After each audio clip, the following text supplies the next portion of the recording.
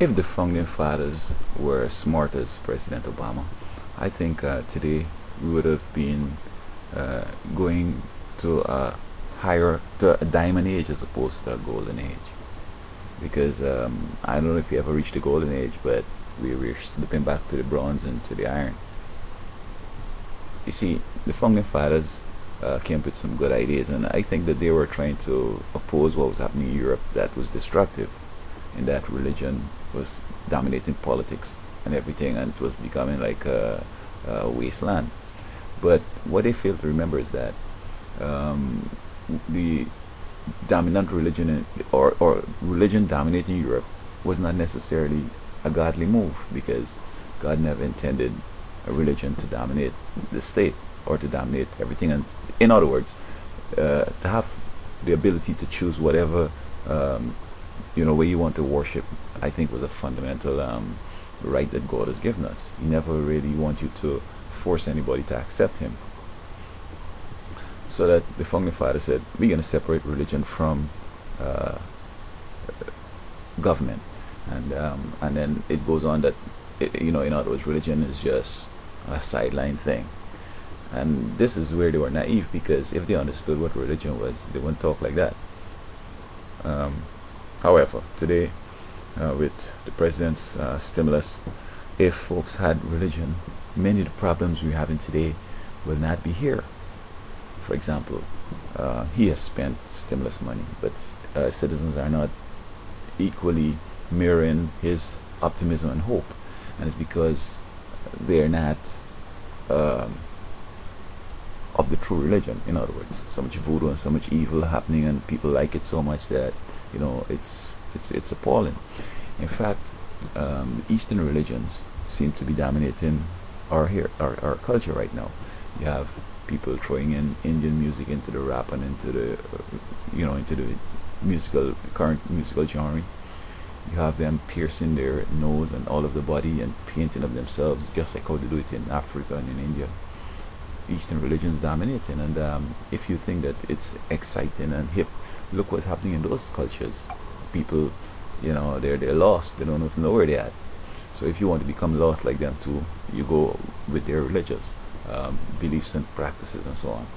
And so when you go to church on Sundays or whenever, and you hear these preachers and the people singing certain songs, and you're saying like, what's going on here? It sounds as if they're serious about your religion, but they're just playing games with you.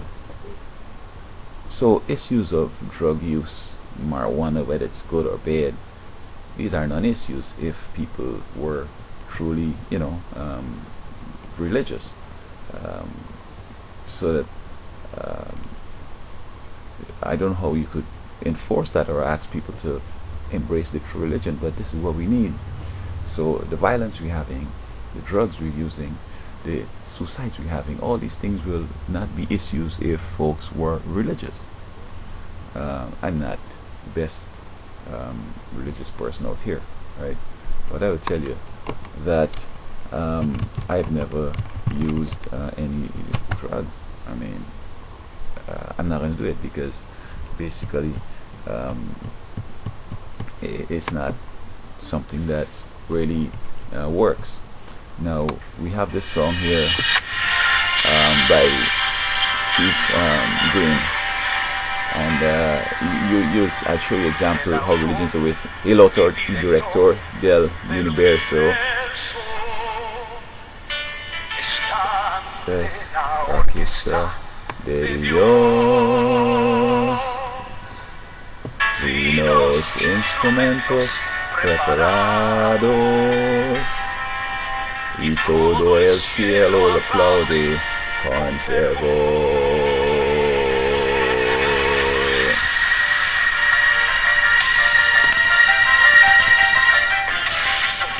En el batir de las estaciones, trompetas mil toco el sol. Sublime crescendo, sopra el grito de nuestro Señor. Yeah, we stop there, but what Steve Green is singing here, he says that the author and director of the universe stands before the orchestra of God. He says all the heavens are applauding, and it's a great experience. But really and truly, it sounds good. The music is kind of enchanting, and the lyrics kind of like, oh, we give God glory and everything like that. But basically, there's a bunch of dumb stuff.